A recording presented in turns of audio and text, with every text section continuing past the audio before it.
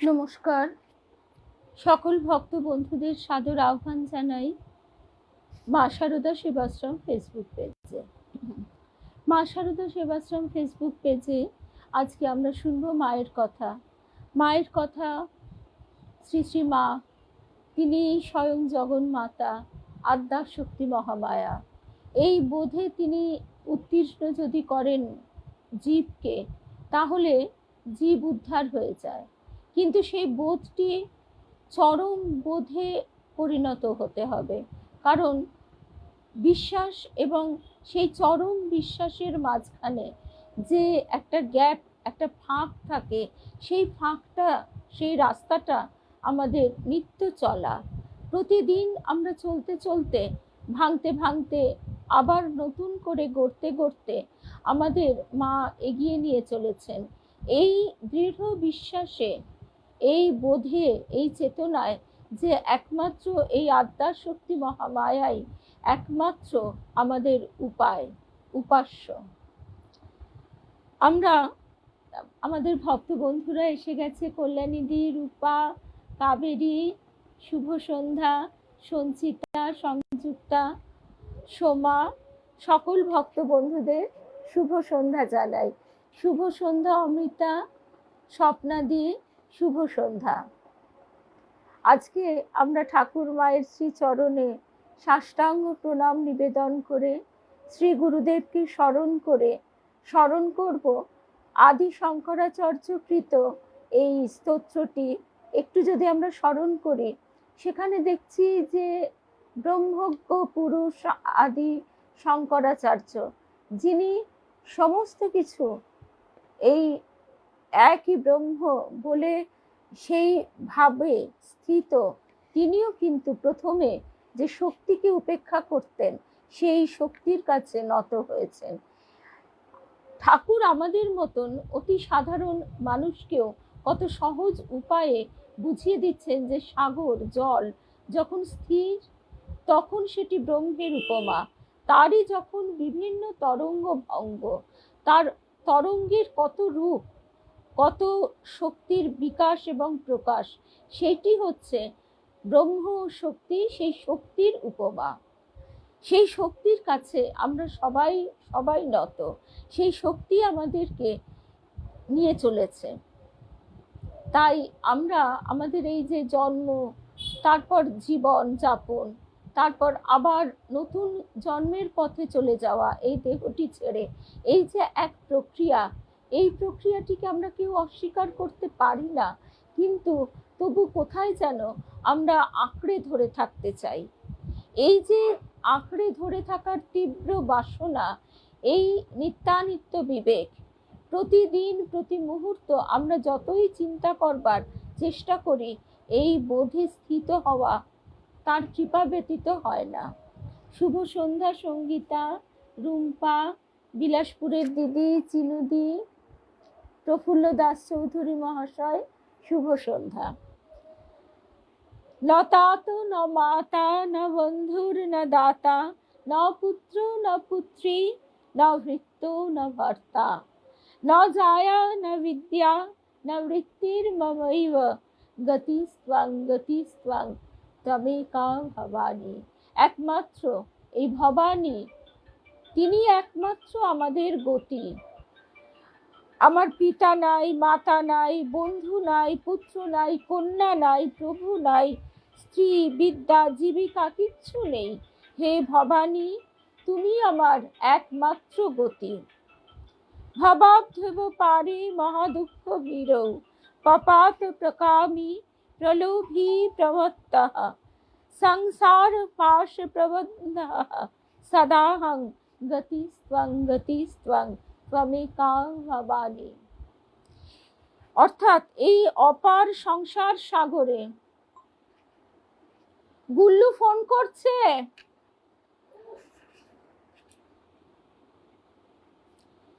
এই অপার সংসার সাগরে আমি সর্বদাই মহা দুঃখে ভীত, আমি বাসনাগ্রস্ত, লোভযুক্ত, বুদ্ধিশূন্য এবং কুৎসিত সংসার বন্ধনে আবদ্ধ হয়ে তোমার শরণাগত হয়েছি। হে ভবানী, তুমি আমার গতি, একমাত্র তুমিই গতি। এটা আরো দীর্ঘ শ্লোকটি রয়েছে। আমরা যদি এই 4টি লাইন যদি আমরা প্রত্যেক দিন অনুশীলন করতে পারি, তাহলেই ওই যেরকম ছোটবেলায় বাচ্চারা হাত বোলায়, হাতের লেখা শেখে, ঠিক সেইভাবে প্রতিটি দিন এইভাবে এই ভাবনায়, এইভাবে নিজেদেরকে যুক্ত করতে করতে একদম শেষে যদি আমাদের ভেতরে এটা দৃঢ় হয়ে বসে, তখন আমাদের মনে স্বতঃস্ফূর্তভাবে এই বোধটি এসে যাবে। আর তার কাছে কৃপা প্রার্থনা যে ভুলিয়ে দিও না। আমরা সবাই নিজেদেরকে কর্তা ভাবি। আমরা ভাবি আমি না থাকলে কি হবে, আমি না দেখলে কি হবে। এই আমিত্ব থেকে কোনো মুক্তি নেই। এখানে আজকে আমরা সেই কথাই শুনবো। স্বামী প্রেমেশানন্দজি মহারাজ যে কথা বলতেন সেইটি আমরা শুনছি, কিন্তু শুনছি স্বামী অবধূতানন্দজি মহারাজের প্রকৃতিং পরমাম এই বইটি থেকে।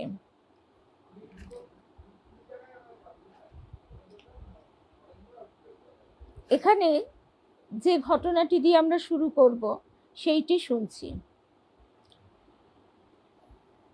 ঘটনাটি এই রকম। কলকাতার বাগবাজারে মায়ের বাড়িতে নিত্যকার বাজার করতেন সাধু ব্রহ্মচারীদের কেউ।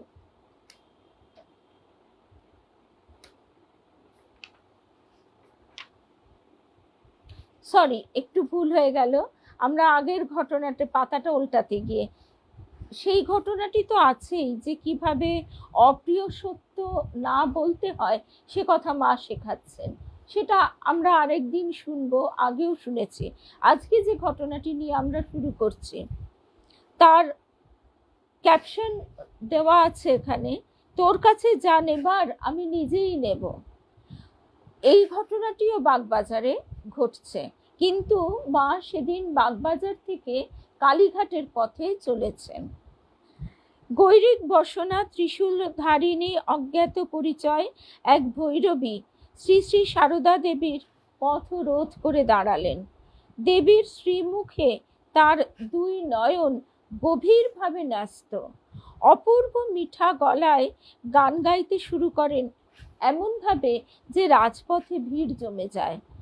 সেই অজ্ঞাত পরিচয় ভৈরবী গাইছেন, কেমন করে পরের ঘরে ছিলি উমা বল মাতাই, কত লোকে কত বলে শুনে প্রাণে মরে যাই।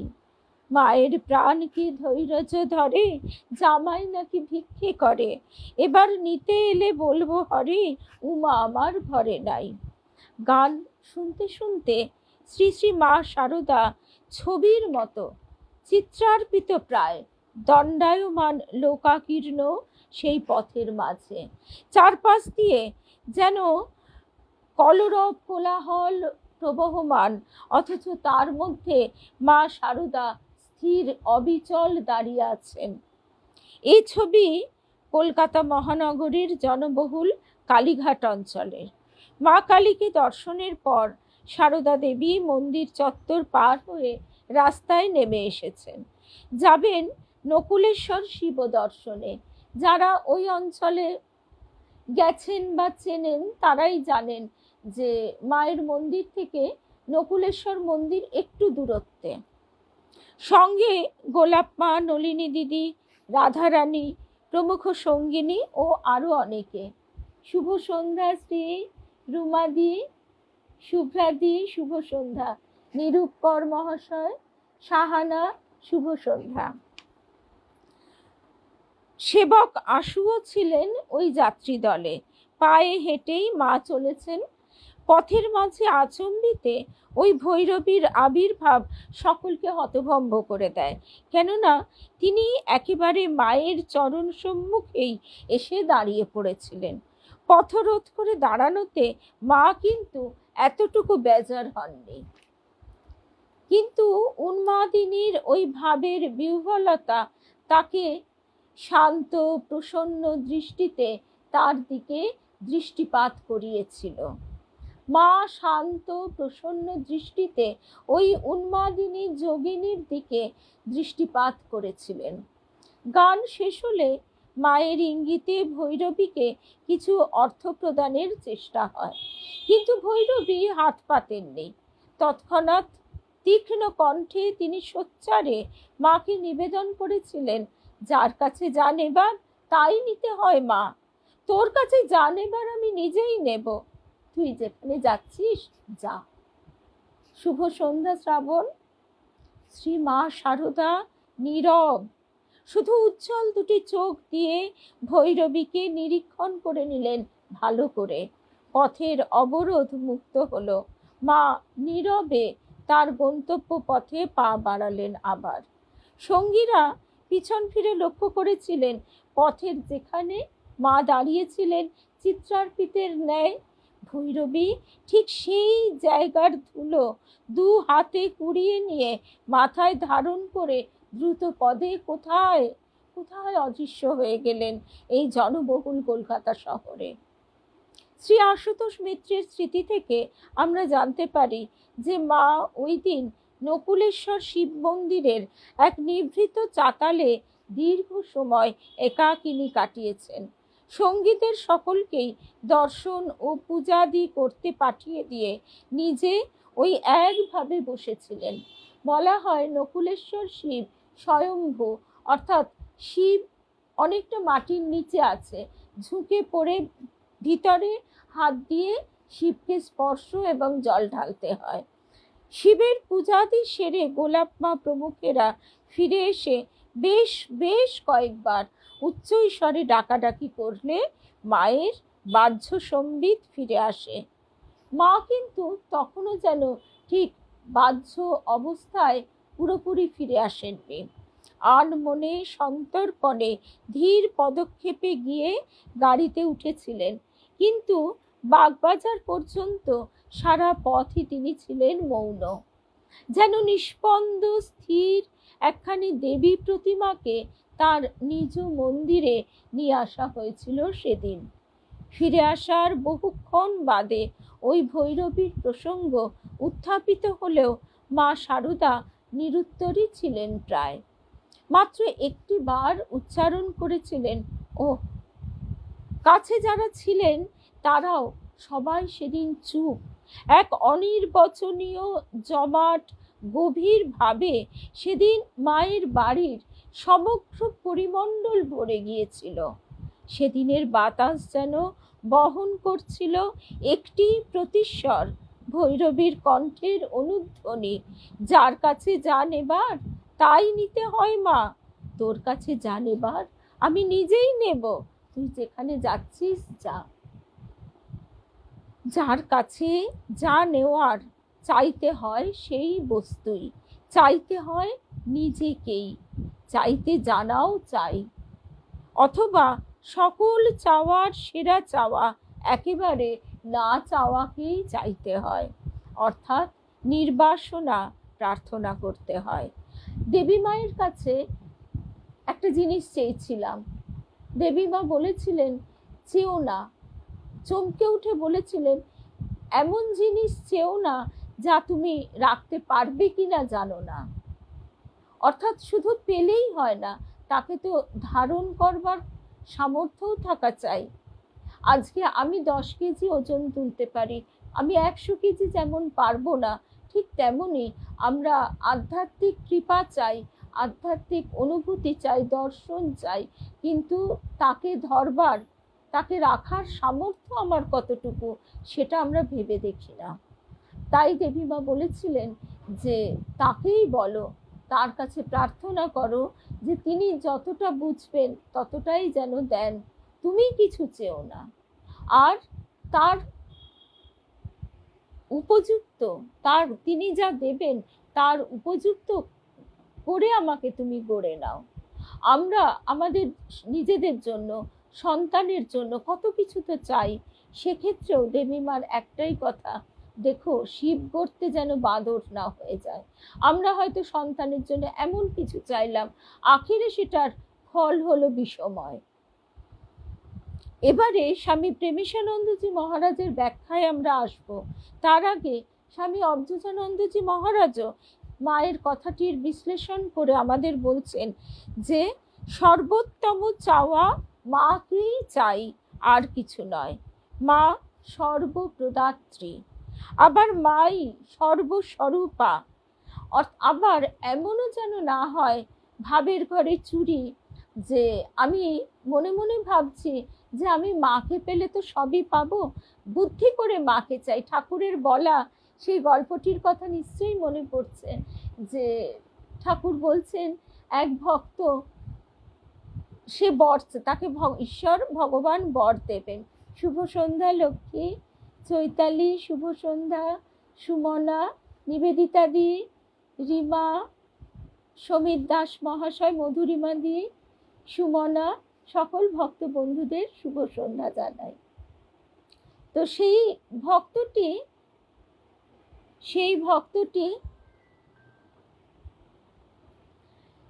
খুব বুদ্ধি খাটালো। সে ভক্ত ঈশ্বরের কাছে একটি বর পাবে, তখন সে প্রার্থনা করছে কি, সে বলছে, হে ঈশ্বর, তুমি আমাকে এমন একটি বর দাও যাতে আমি অট্টালিকায় বসে সোনার থালায় নাতিকে নিয়ে রাজভোগ খেতে পারি। তা একটা বরে তার সব আশা পূর্ণ হলো। তার অট্টালিকা হলো, সোনার থালা হলো, রাজভোগ হলো, দীর্ঘায়ু হলো, নাতি হলো, বংশরক্ষা হলো, সব হলো। এমনটি যেন না হয়। ঠাকুর আমাদের কতভাবে সতর্ক করছেন। মা সর্বপ্রদাত্রী, আবার মাই সর্বস্বরূপা। সব কিছুই মায়েরই প্রকাশ, ভিন্ন ভিন্ন আকৃতিতে। যেমন একটা কাঠ, সেই কাঠ দিয়ে বিভিন্ন রকম জিনিস তৈরি করছে কারিগর, ঠিক তেমনি সংসারের সুখ, শান্তি, ঋদ্ধি, বৈভব মায়েরই ইচ্ছাধীন, তিনি বিধাত্রী। আবার সংসার থেকে মুক্তি বা মোক্ষের চাবি তারই হাতে। অতএব চাইব কি? এই চাওয়ার পরীক্ষাই বড় পরীক্ষা জীবনে। এই পরীক্ষার প্রস্তুতি আমাদের সাধন।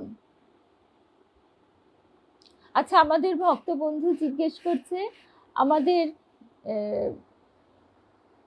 কিশোরদা, তিনি হসপিটালে ছিলেন, আছেনও, এখন অবজারভেশনে তো থাকতেই হবে, তবে ভালোর দিকে আছেন। এবং নিশ্চয়ই আমাদের সকলের মায়ের কাছে প্রার্থনা, মায়ের কৃপায় নিশ্চয়ই তিনি তাড়াতাড়ি আবার পূর্বাবস্থায় ফিরে আসবেন। এবং এই কঠিন অবস্থাটি অতিক্রম করবার শক্তিও পাবে আমাদের বন্ধুরা, মানে আমাদের ভক্ত বন্ধু রূপা, তার পরিবার সবাই। শুভ সন্ধ্যা গায়ত্রী দি।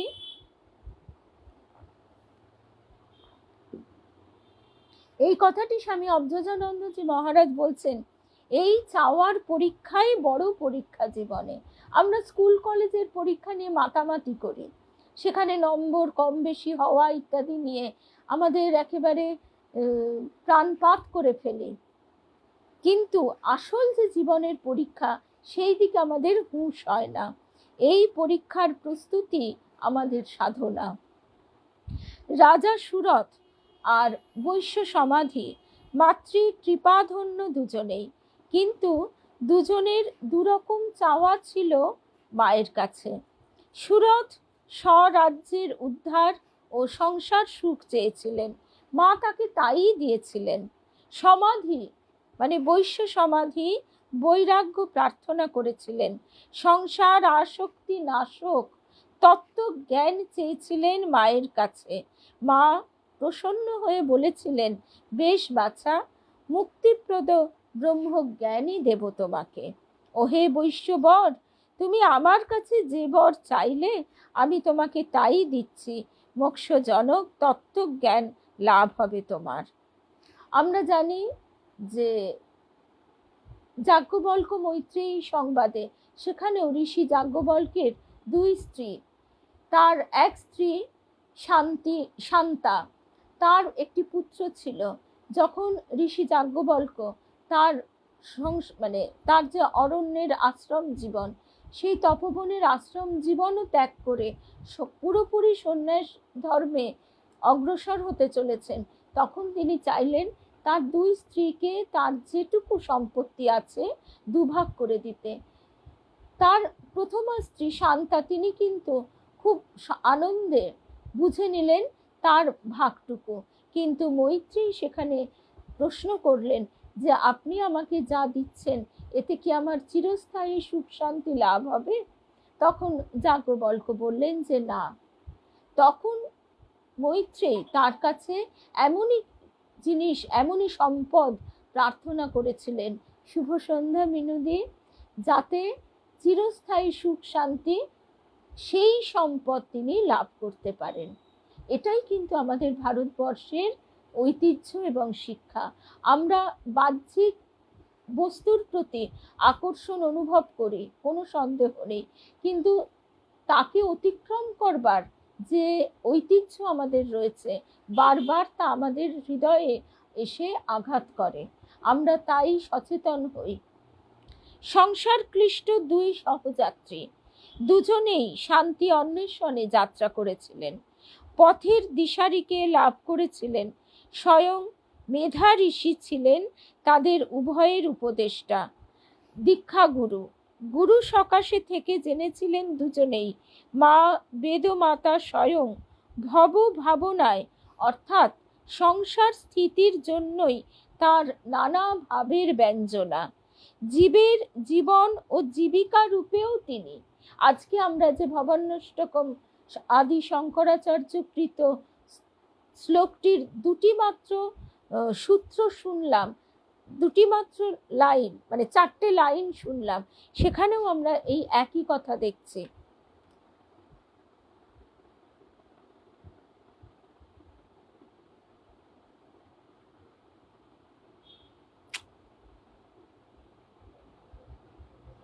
সেখানেও একই কথাই বলা হচ্ছে যে একমাত্র ভবানী তুমি আমার একমাত্র উপায়। এই যে সংসার বন্ধনে আবদ্ধ হয়ে তোমার শরণাগত হয়েছি, আমি বাসনাগ্রস্ত, লোভযুক্ত, বুদ্ধিশূন্য, কুৎসিত সংসার বন্ধনে আবদ্ধ হয়ে তোমার শরণাগত হয়েছি। হে ভবানী, তুমিই আমার গতি, একমাত্র গতি।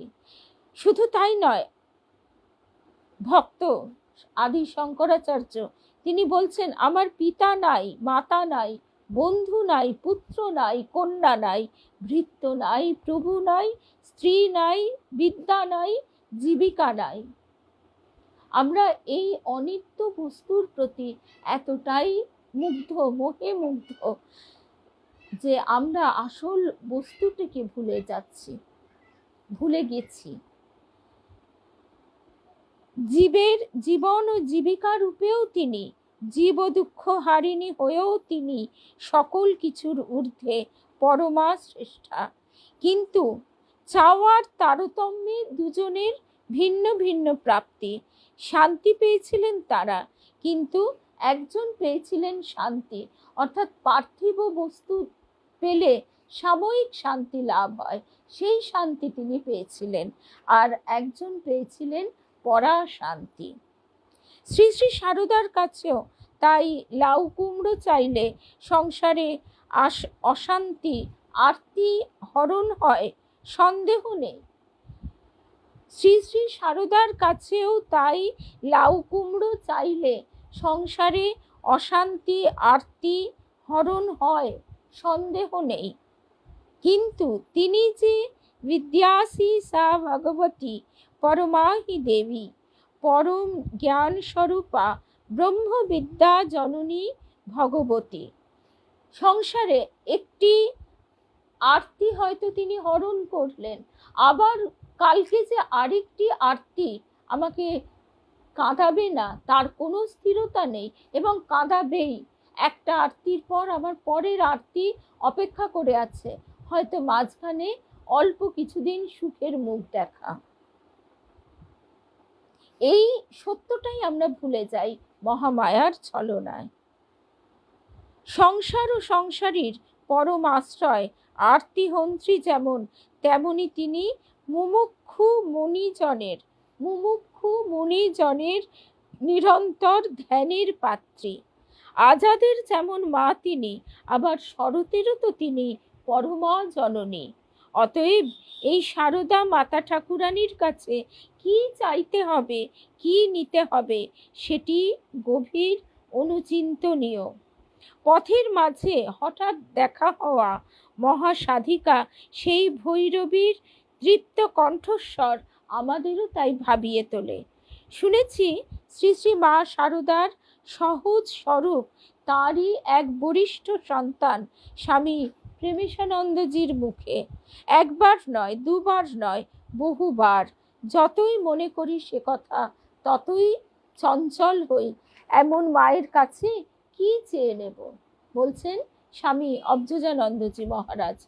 প্রেমেশানন্দজি যা বলতেন তার অন্তঃসার এই: আধ্যাত্মিকতা ধরা ছোঁয়ার বাইরে আকাশচারী অবাস্তব একটা আদর্শ মাত্র নয়, জীবন্ত, প্রত্যক্ষ, সম্পূর্ণ বাস্তব জীবন লক্ষ্য হয়ে আমাদের কাছে উপস্থিত হয় যখন আমরা মায়ের কথা চিন্তা করি। এখনো তিনি চোখের সম্মুখে। শ্রী শ্রী মায়ের জীবন দেখে বিস্ময়ে স্তম্ভিত হই। নির্ভয়ে নিঃসংশয়ে মায়ের খুব কাছে সকলেই যেতে পারে। পুরুষ, মেয়ে, তরুণ, বৃদ্ধ, সবল, দুর্বল, বিদ্বান, মূর্খ, ধনী, দরিদ্র, ত্যাগী, গৃহী, এমনকি যার সংসারে তীব্র আসক্তি, সেও যেতে পারে। সেও গিয়ে মায়ের কাছে অকপটে সব কথা বলতে পারে। সর্বস্তরের, সব রকম সামর্থ্যের, সমস্ত রকম প্রকৃতির শত শত সহস্র সহস্র তার সন্তান সারা পৃথিবীময়, যার যেমন অভিরুচি, পরম জ্ঞান, পরম প্রেমের সাধন সংকেত মায়ের জীবন থেকে সঞ্চয় করে উপলব্ধির রাজ্যে প্রবেশের অধিকার ও শক্তি পেতে পারে। আবার সংসারের জ্বালা যন্ত্রণা জুড়োবার পথ খুঁজে পাওয়া যায় একটিবার মায়ের দৃষ্টিতে গিয়ে পড়তে পারলে। বৈচিত্র্যের মধ্যে সামঞ্জস্য, বিরোধের মধ্যে মিলন, বিক্ষোভের মধ্যে শান্তি মায়ের জীবনেই পূর্ণ প্রকট। এবারের অভূতপূর্ব বৈশিষ্ট্য এখানেই। একটা ঘটনা, এই কথাটা বলতে বলতেই মনে পড়ে যাচ্ছে, মায়েরই জীবনের ঘটনা। মায়ের কাছে একবার একটি দুঃখী মেয়ে এসেছে। সে ডোমের মেয়ে। সে উপপতির সঙ্গে তার ঘর সংসার ত্যাগ করে সে চলে গেছে। এখন সেই উপপতি তার উপর অত্যাচার করে, তাকে দেখে না। এবার সাধারণভাবে আমরা হলে কি করতাম? আমরা হলে সেই মেয়েটিকে দায়ী করতাম, মেয়েটিকে দোষী করতাম। কিন্তু মায়ের বিচার আলাদা। মা কিভাবে বিচার করলেন? মা মেয়েটির দুঃখে কথা সমস্ত মনোযোগ দিয়ে শুনলেন। এতটুকু ঘৃণা তো করলেনই না, উপরন্তু সস্নেহে বললেন, আচ্ছা বাচ্চা, তোমার স্বামীকে ডাকো, তোমার এখন যাকে তুমি স্বামী বলে গ্রহণ করেছো তাকে ডাকো। তো তখন সেই লোকটি, সেই ডোম লোকটি এলে তাকে কিন্তু তিনি ভর্ৎসনা করলেন। মা ভর্ৎসনা করে বললেন যে তোমাকে সে বিশ্বাস করেছিল, তোমাকে সে বিশ্বাস করে তার সবকিছু ত্যাগ করে তোমাকে এতদিন সে মন জুগিয়েছে, তোমাকে সেবা করেছে, তুমি তার সেবা গ্রহণ করেছো, কিন্তু আজকে তুমি তাকে পথে বসাচ্ছ। কত বড় অন্যায় করছো তোমার বিবেকের কাছে, সেটি তুমি ভেবে দেখো। এইভাবে মায়ের বিচার আমাদের চিন্তা ভাবনা থেকে কতটা এগিয়ে আছে, কতটা উদার, আমরাও হয়তো সেটা বুঝে উঠতে পারি না। মার্কণ্ডেয় পুরাণে ঋষি মুখে আগে জেনেছিলাম, ভগবতী অম্বিকাকে ইন্দ্রাদি দেবতারা স্তব করতে গিয়ে মুক্তির হেতুভূতা পরাবিদ্যা রূপে যেমন দর্শন করেছিলেন, তেমনি তাকে প্রকটিতা দেখেছিলেন পরাবিদ্যার সাধনভূতা যাবতীয় অপরাবিদ্যাতেও। পরাবিদ্যার সাধনভূতা যাবতীয় অপরাবিদ্যাতেও, অর্থাৎ আমরা পার্থিব যত কিছু বিদ্যা শিক্ষা করি সমস্ত কিছুই তো তারই শিক্ষা। দেবতাদের স্তুতি থেকে স্পষ্টই বুঝেছিলাম লোকস্থিতির জন্য সেই মহাদেবী জগতের জ্ঞান বিজ্ঞান বার্তা রূপেও অভিব্যক্ত থাকেন। জীবনেও তিনি প্রকাশিতা, জীবন যন্ত্রণার প্রশময়িত্রী। জীবনেও তিনি প্রকাশিতা আর জীবন যন্ত্রণার তিনি প্রশময়িত্রী। জীবিকা ক্লেশের মোচনকারিণীও সেই এক জননী। জীবিকা ক্লেশ, এই জীবিকা ক্লেশও মানুষের কতখানি। মা বলছেন, মায়ের তখন তো মায়েদের সময়ে ওই গুয়ের হাঁড়ি বয়ে নিয়ে যেতে হতো। সেই রকম একটি ম্যাথরকে দেখে যখন মা তার ভক্ত ব্রহ্মচারী সন্তানকে বলছেন, কর্মফল বই কি বাবা, না হলে তুমি এখানে বসে ঈশ্বর চিন্তা করছো, আর এখান দিয়েই একজন দেখো তো সব লোকের বাড়ি বাড়ি গু মাথায় করে নিয়ে যাচ্ছে। এই জীবিকা ক্লেশ আজকে আমরা চারিদিকে দেখতে পাচ্ছি, কত মানুষের কত কষ্ট। এই সবে পাঠ শুরু হবার আগেই আমার হাজব্যান্ডই বলছিল যে আমাদের পিছনের বাড়িতে ওরা রিজার্ভার করবে বলে মাটি খুঁড়ছে, আমাকে বলছে দেখে যাও একবার, কত গভীর নেমে গেছে, চারিদিক অন্ধকার, মশার কামড়, পোকা মাকড়, তার মধ্যে এই একটা কত অল্প বয়সী ছেলে কিভাবে মাটি খুঁড়ে চলেছে। তা এরকম তো এরকম তো কত কত কত উদাহরণ। আবার এই জীবিকার্জনের জন্য কত মানুষের কত লড়াই, সে তো আর বলে দেবার অপেক্ষা রাখে না। মানে এ তো নিত্য দিনের ঘটনা হয়ে গেছে এখন। তার লড়াই, তার স্ট্রাগল, তার মিথ্যাচারের ওপর কত কত তাদের যন্ত্রণা। সেই সব মোচনকারিণীও সেই এক জননী। এই সব ক্ষেত্র থেকেই মনে হয় একমাত্র শরণাগতি ছাড়া কোনো উপায় নেই। সেই মাগুর মাছটির কথা তো আমরা বারবার স্মরণ করি। সেইখানে মাও বলছেন, ঠাকুরও বলছেন, হে জীব শরণাগত হও, হে জীব শরণাগত হও। মা বলছেন জীব যদি শরণাগত হয় তাহলে সব লেঠা চুকে যায়। শ্রী সারদা দেবীর আবির্ভাব, তার অবিচ্ছিন্ন জন্মকর্ম লীলা অবলোকনে এখন আবার জানলাম পুরাণের সেই ঋষিদত্ত সংবাদ কত সত্য, অতি সত্য, ত্রিসত্য। মায়ের আশীর্বাদ স্বরূপ অর্থ উপহারকে সেই ভিক্ষুণী ভৈরবী সগৌরবে প্রত্যাখ্যান করে বলেছিলেন, যা নেবার আমি নিজেই নেব, তুই যেখানে যাচ্ছিস যা। আমাদের তো তেমন সাধন শক্তি নেই, সে পুরুষকারও নেই যেমনটি ছিল ওই তেজস্বিনী প্রব্রজিতার। আমরা শুধু নীরব প্রার্থনাই জানাতে পারবো মাকে, তার দয়া ভিক্ষা করব। মাগো স্নেহ পাথার জননী মোদের, ধন্য তোমার স্নেহ, অমেয় তোমার করুণা। যতদিন আমরা সংসার স্থিতিকেই পরম পুরুষার্থ বলে মানব, ততদিন তুমি স্বস্বরূপকে, তোমার আপন সনাতনী রূপকে আমাদের কাছে অপ্রকটই রেখে দেবে। তখন ভব ভাবনায় তোমার মন ভোলানো বার্তাময়ী রূপেই তুমি আত্মপ্রকাশ করবে। বেশ মজার কাণ্ড তোমার। আমরাও ততকাল কেবলই বার্তার প্রেরণায়, জীবন ধারণের ও শরীর পোষণের তাড়নায়, জীবিকার দায়ে, কল্পিত কর্তব্যের বেগে, এই এক একটি কথা যেন আমাদের একেবারে বিধিয়ে দিয়ে যায়। কল্পিত কর্তব্যের বেগে, কর্তব্য আমাদের কতক্ষণ, কোনটা আমাদের কর্তব্য? আমাদের মনুষ্য জন্ম লাভে যেটা আমাদের যথার্থ কর্তব্য আমরা সেটা কিন্তু করি না। আমাদের আমিত্ব আমাদের কল্পিত কর্তব্যের দিকে ঠেলে দেয়। বিষয়ের লালসায় নানা দ্বারে ভিক্ষুকের মতো ঘুরে মরব, ঘুরে ঘুরে মরণ হবে, তবু ক্লান্তি বোধ করব না। কণ্ঠ শুষ্ক হয়ে কাষ্ঠ হবে, তথাপি কণ্ঠ ভরে গাইব জীবনেরই জয়গান, সংসারের সংকীর্তন সারকে ভুলে শুধু সঙেরই 12 মাস সার।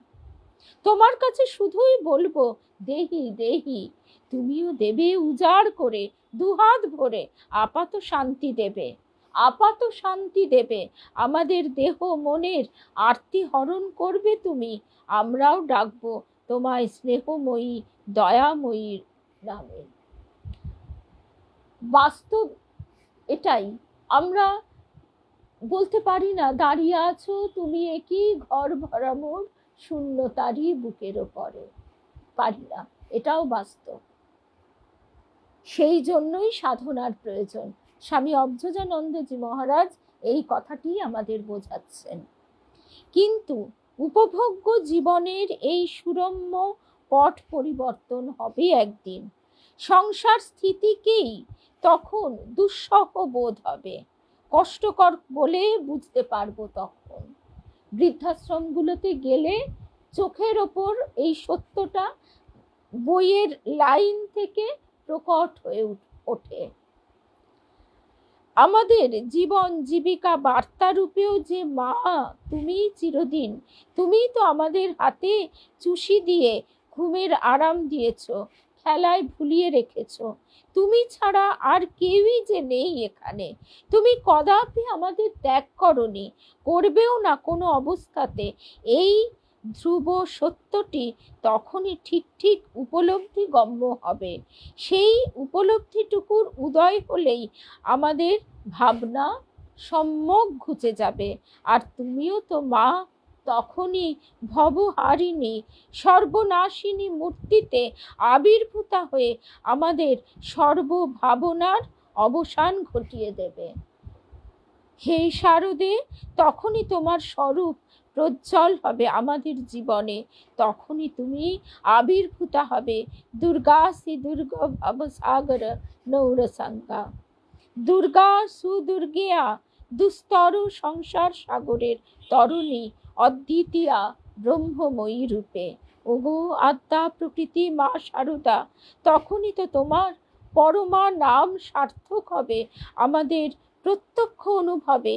তুমি যে আরতিহন্ত্রী পরমা, পরা শান্তি বিধায়িনী শারদা, তোমার এই পরমার্তিহন্ত্রী পরা শান্তি প্রদাত্রী রূপটি আমাদের সংসার তপ্ত হৃদয়ে অন্তত ক্ষণিকের জন্য উজ্জ্বলিত হোক, প্রার্থনা আমাদের তাই।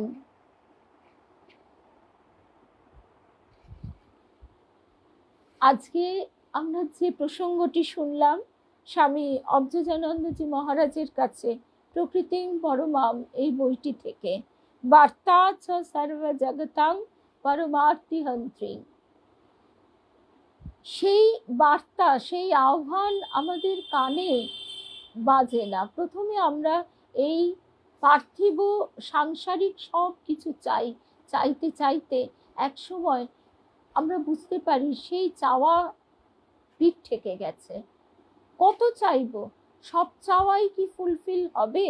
বা সব চাওয়া ফুলফিল হলে সে একটা কি ভয়ঙ্কর অবস্থা হবে।